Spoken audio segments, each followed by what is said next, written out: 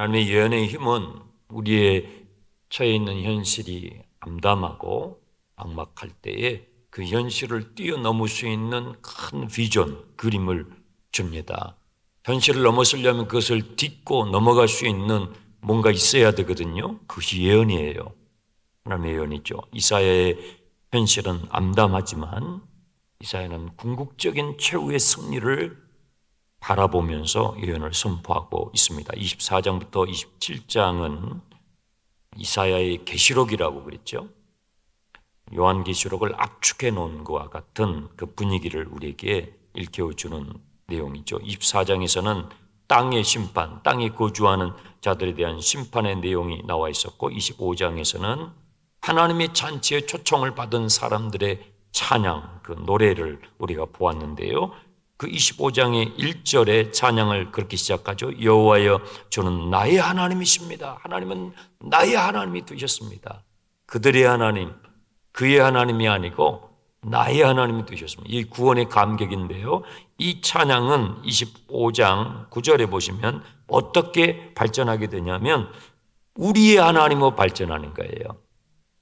나의 하나님으로 머무는 것이 아니라 하나님은 우리의 하나님 되셨습니다. 당신 하나님도 되시고 당신 하나님도 되시고 우리 하나님, 저 유대인들의 하나님도 되셨고 우리 한국 사람들의 하나님도 되셨고 저 북한에도 저 우크라이나에도 러시아에도 세계 모든 사람들에게 가난한 사람이든지 부유한 자든지 남녀노소 모든 자들에게 우리의 하나님 되셨습니다라고 찬양을 하게 되는 거예요. 이 찬양이 이렇게 확장되는 것이죠. 9절 보시면요. 제가 어저께 조금 못했던 부분을 보충해 드리는 거예요. 그날에 말하기를 이는 우리의 하나님이시라 우리가 그를 기다렸으니 그가 우리를 구원하시로다 이는 여호와시라 우리가 그를 기다렸으니 이사야가 기다렸으니 두 번 나오죠. 신앙은 기다리는 거예요. 믿음과 소망이라고 그랬잖아요. 소망 기다리는 거거든요. 이 세 가지는 항상 있을 것인데 할 때 믿음, 소망, 사랑이죠. 기다리고 기다렸으니. 신앙생활에 있어서 기다림은 헛된 시간이 아니고 주님을 고대하는, 주님을 준비하는 시간이죠. 나의 그릇을 새롭게 준비하는 시간이 바로 그 기다림의 시간을 통해서 마련되는 것인데요. 감사하게도 우리의 기다림은 결코 헛되지 않는다는 거예요. 결코 헛되지 않아요. 기다리고 기다렸으니 우리는 그의 구원을 기뻐하며 즐거워하리로다. 찬양을 하나님 앞에 올려드리는 것이죠. 10절에서 12절은 이 모압으로 대표되는 하나님의 잔치에 초청받지 못하는 사람들에 대해서 기록하고 있는 거예요. 하나님의 잔치에 이 놀라운 마지막에 이루어질 하나님의 잔치에, 구원의 잔치에 참여하지 못하는 사람들이 생겨요. 부흥성에는요, 잔치죠. 잔치. 사실은 예배가 잔치예요. 매번 우리가 드리는 이 예배는 궁극적으로 하나님의 나라의 완성에서 하나님께서 베푸시는 이 만찬을 우리가 이 땅에서 잠깐 맛보는, 맛보기죠. 맛보는 거죠. 그러면서 온전한 우리의 구원의 완성이 되었을 때 그 하나님 나라의 잔치에 내가 들어갈 것을 바라보면서 우리가 이 땅에서 그것을 맛보는 것이 예배죠. 부흥회는 잔치예요. 잔치에는 음식도 좋죠. 또 잔치에는 사람들이 많이 와야죠. 오고 오십시오. 그리고 혼자 오지 마시고 가족들 같이 전도하고 싶은 분도 초대하셔가지고 많이 오세요. 이 모압으로 대표되는 이 사람들은 하나님의 잔치에 초청을 받지 못해요. 왜냐하면 25장 11절에 그들의 교만함으로. 교만한 사람들은요, 아무리 준비가 돼 있어도 취하지를 못해요. 그것을 믿음으로 취하지를 못해요. 그들의 교만함으로 인하여 그들의 손이 능숙할지라도 이 세상에서는 막 능숙해요. 이것도 할 줄 알고 저것도 할 줄 알고. 그런데 정작 하나님의 만찬에는 참여하지 못하는 것이죠. 26장은 25장에서 이어지는 찬송이 계속 이어져요. 1절 그날에 유다 땅에서 이 노래를 부르리라. 이 구원의 잔치에는 모든 열방과 모든 민족에 포함이 되지만 꼭 반드시 포함되는 대상이 있어요. 유대인들이에요. 이스라엘 사람들이에요. 이 구원은 유대인들로부터 시작됐죠. 아브라함은 유대인이죠. 유대인의 조상이죠. 근데 그가 믿음의 조상이 돼요. 그래서 하나님의 이 구원의 역사 가운데서 반드시 포함되는 사람들이 유대인들, 이스라엘이에요. 요한계시록에도 이 부분이 분명하게 제시가 되어 있습니다. 유대인들 가운데서 큰 부흥의 역사들이 일어나게 되는데요. 이 유다 땅에서 이 구원의 노래를 부르게 되죠. 우리에게 견고한 성읍이 있으며, 지금 이사야의 눈에 보이는 현실은 어때요? 아수르가 쳐들어오고 바벨론이 결국은 정복하게 되고 그 이후에도 페르시아와 헬라와 로마와 그 이후에도 수많은 강대국들이 예루살렘을 짓밟아요. 지금도 예루살렘이 완전히 회복이 안 돼 있죠. 끊임없이 짓밟음을 당하죠. 그런데 마지막 하나님의 구원이 완성이 되었을 때에 이 유다 땅에서 구원의 노래를 부르게 되는 거예요. 모든 열방과 함께 회복된 이스라엘 백성들이 하나님께 노래를 부르는데, 우리에게 견고한 성읍이 있으며, 하나님께서 견고한 성을 주신다는 거예요. 영어 성경에는 strong city라고 되어 있는데요. 이 견고한 성은 무엇이냐? 벽돌로 쌓아 올린 성이 아니에요. 보세요. 1절 그 부분. 여호와께서 구원을 성벽과 외벽으로 삼으시리라. 하나님의 구원이 우리의 성이 된다는 거예요. 인간이 벽돌로 쌓아가지고 만드는 성이 아니에요. 하나님의 구원이 얼마나 견고한지. 지금은 어때요? 내가 구원받았나? 내가 구원받은 게 맞아? 흔들흔들 할 때가 많단 말이에요. 그런데 하나님의 구원이 완성이 됐을 때는 그 하나님의 구원 자체가 우리에게 성이 돼요. 성이. 흔들릴 수 없는 강한 성이 되죠. 성에는 문이 있죠. 2절.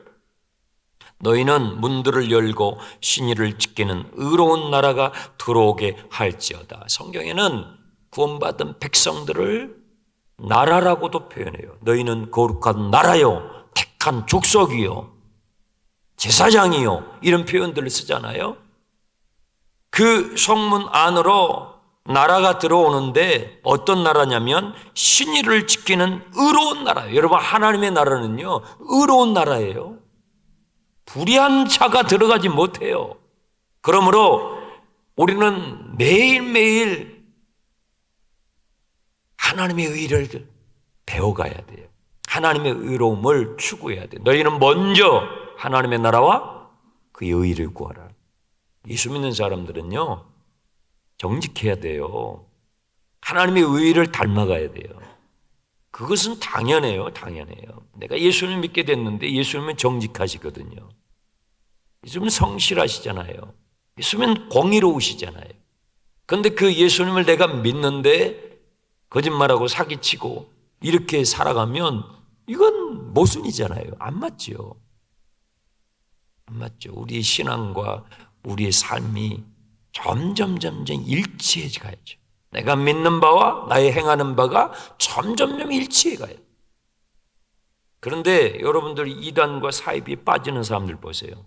완전히 거짓말에 잡혀 있어요. 그건 거짓의 영이 잡혀서 그래요. 구원받은 사람들이 성문을 여는데 뭐가 들어가요? 신의를 지키는 의로운 나라가 그리 들어가는 거예요. 하나님의 나라는 의로운 나라예요. 그러니까 천국이지요. 그 하나님의 나라에 들어갔는데 사람들이 신의를 안 지켜요. 그럼 그게 천국이에요?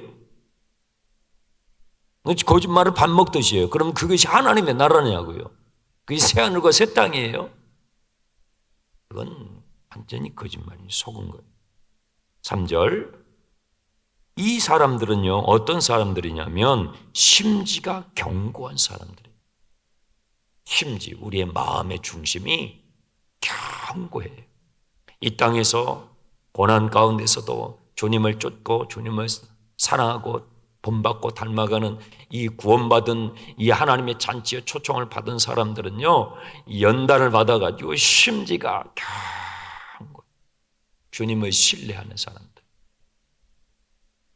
이는 그가 주를 신뢰함이니라 그랬잖아요. 이는 그가 주를 신뢰함이니라.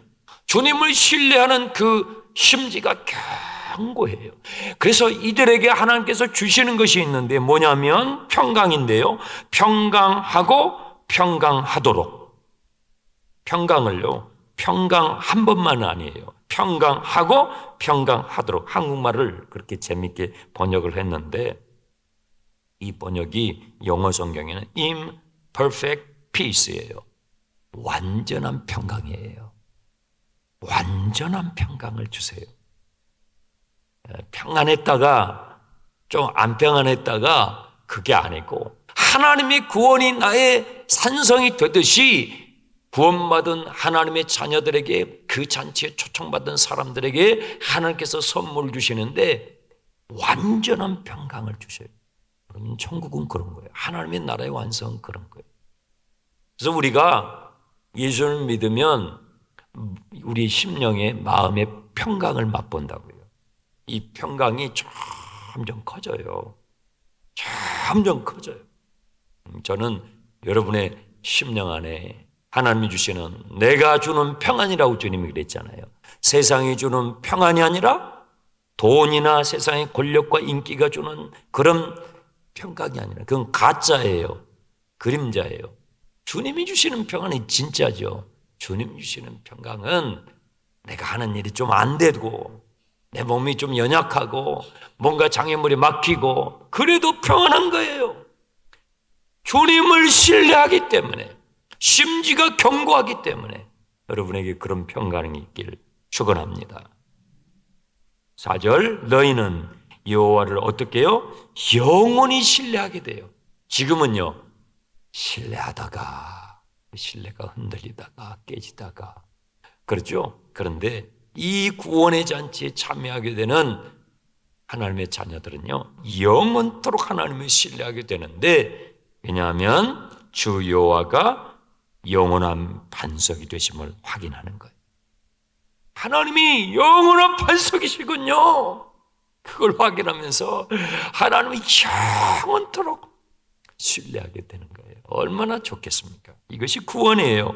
이것이 우리가 선물로 받은 구원이라는 거예요. 5절 발이 그것을 밟으리니 곧 빈궁한 자의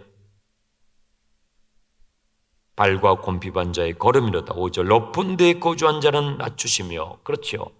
높은 데 하나님보다 더 높아진 것들은 다 하나님이 낮추셔요.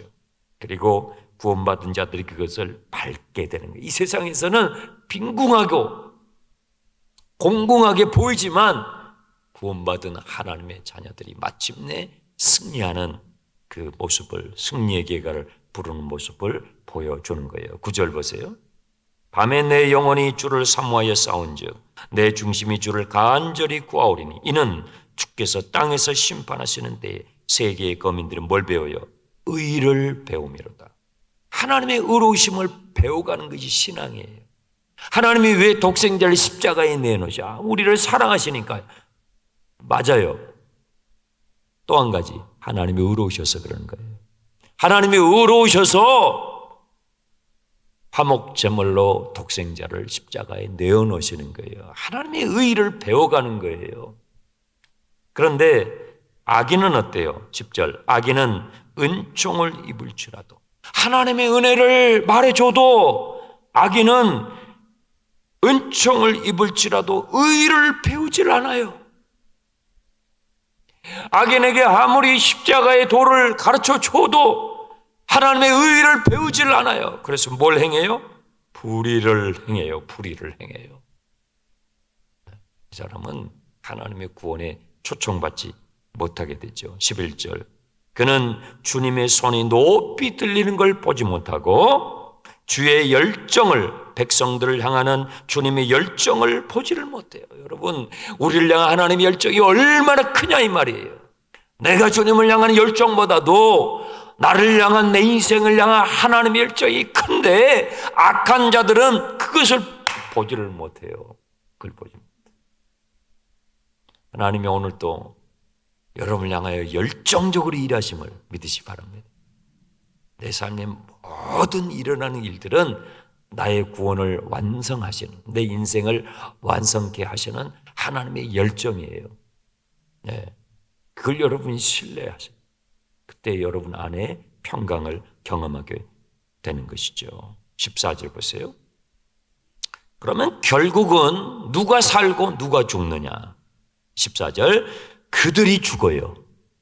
하나님을 신뢰하지 못하고 하나님의 말씀을 경청하지 않고 준행하지 않는 그들은 죽고 다시 일어나지 못해요. 그런데 누가 살아나냐면 19절을 보세요.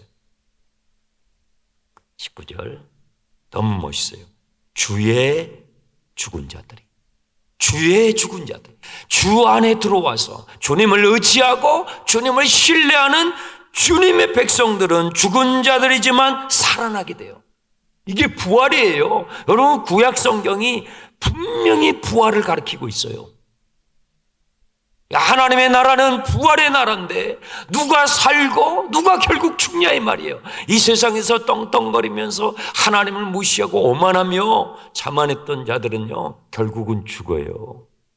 그런데 이 땅에서는 지금은 약한 자인 것 같고 공공한 자 같지만 주를 의지하며 심지가 견고하며 주의 의를 배워가는 그는 비록 죽었을지라도 하나님께서 다시 일으키신다. 주의 죽은 자들은 살아나리라. 보세요. 그들의 시체는 일어나리라. 어디에서요? 티끌에서. 여러분, 사람이 죽으면 티끌이 됩니다. 먼지가 돼요. 여러분, 흙이 돼요.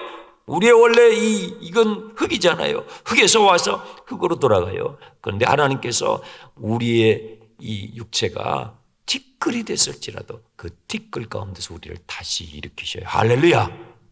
그러니까 죽음이 와도 겁 하나도 내지 마시고 그냥 왔냐고 악수하면서 죽으세요. 그리고 부활하시면 돼요. 그리고 부활하시면 돼요. 이것이 성경에 예수 그리스도 안에 죽은 자의 복이라니까요. 그랬잖아요. 주의 죽은 자들이 살아나고 주 안에서 죽은 자가 복이 있단 말이 그거예요. 죽음이 끝이 아니니까. 죽음이 우리 인생의 끝이면 바울 사도가 뭐라고 그래요? 너희가 가장 불쌍한 자다. 세상에서 즐기는 것도 못 즐기고 세상 사람들 하는 것도 못하고 이 새벽에도 나와가지고 새벽에도 잠도 다 못 자고, 그죠? 우리가 이 세상에서 이 우리의 구원이 끝이면 저나 여러분이 제일 미련한 사람이에요. 제일 미련한 사람. 바울 사도가 말해요. 주께서 부활하셨으므로 주 안에서 열심을 내는 너에게 그 수고가 헛되지 않으리라. 네. 주의 죽은 자들이 살아나고 그의 시체들이 일어나고 티끌 가운데서 일어나는데 19절 끝부분 보세요. 땅이 죽은 자들을 내어놓으리라. 예, 우리가 매장되었어도, 우리가 티끌이 돼도, 우리가 먼지가 돼도, 우리가 썩어도 그 땅이 우리를 다시 다 내어. 걱정할 것이 없어요. 에스겔서에서는 그 장면을 기가 막힌 모습으로 보여주죠. 이것이 부활의 역사고, 이 부활의 역사를 보여준 증거가 예수 부활 사건이에요. 그래서 예수님이 부활의 첫 열매시고, 첫 열매라는 것은 그 다음 열매가 계속 맺힌다는 거예요. 예수 믿는 사람은요, 죄를 뛰어넘는 사람이에요. 죽음의 공포를 뛰어넘는 사람이에요. 그러면 더 이상 이 세상에서 겁낼 게 뭐가 있어요? 세상이 우리에게 위협하는 것은 죽음이에요. 너 죽을래? 너 죽는다? 이래. 그걸로 겁내주는 거예요. 그걸로. 아이고 죽으면 안 되는데. 그걸로 사람들이 벌벌벌 떠는 거예요. 그런데 우리가 예수 그리스도를 나의 구주로 모시고 부활의 주님을 나의 주님으로 모시고 그분에 향한 우리의 믿음이 점점 커지고 충만해지잖아요. 그러면 이제 죽음이 겁이 안 나요. 죽음이 겁이 안 나는 사람은요, 무서울 게 없어요. 더 이상 뭘 바래요, 뭘 바래요. 영원한 하나님의 생명을 소유한 자들이죠. 그래서 20절 이사야는 이렇게 말합니다. 내 백성아 갈지어다. 이 믿음으로 선포하는 거예요. 갈지어다. 비록 아수르가 우리를 공격하고 비록 우리가 바벨론의 포로가 되겠지만 그것이 잠깐이에요. 잠깐. 20절 끝부분 잠깐이라고 해요. 잠깐. 잠깐이에요. 여러분 돌아보면 다 잠깐이에요. 어르신들 여기 계시지만 여쭤보세요. 잠깐이에요. 그때 참 고생스러웠는데 인생이 너무 잠깐이더라. 잠깐이에요. 마지막 구절 보세요. 21절. 보라, 여호와께서 그의 초소에서 나오시리라. 하나님께서 우리를 맞이하러 나오신다는 거예요. 하나님께서 우리의 기다림을 헛되게 하지 않으시고 하나님께서 그분의 초소에서 나오셔서 모든 것을 해결하실 테니까, 잠깐이니까 고난을 두려워하지 말고 가라는 거예요. 고난 앞에 직면하라는 거예요. 네, 하나님께서 우리 인생을 책임져 주실 것입니다. 주님은 나의 구원이시오. 주님은 나의 노래시오. 주님은 나의 힘이시라고 우리는 찬양하게 될 것입니다. 오늘 저녁부터 부흥성회가 있는데요. 혼자 오지 마시고 잔치인데 가족들 꼭 같이 공면하시고 오셔서 은혜 받으시고 힘은 얻으세요. 우리 모두 다 그 힘이 필요하죠. 하나님 주시는 힘을 받으시는 생수를 마시는 그런 부흥성회가 될 것입니다. 기도 카드 꺼내십시오.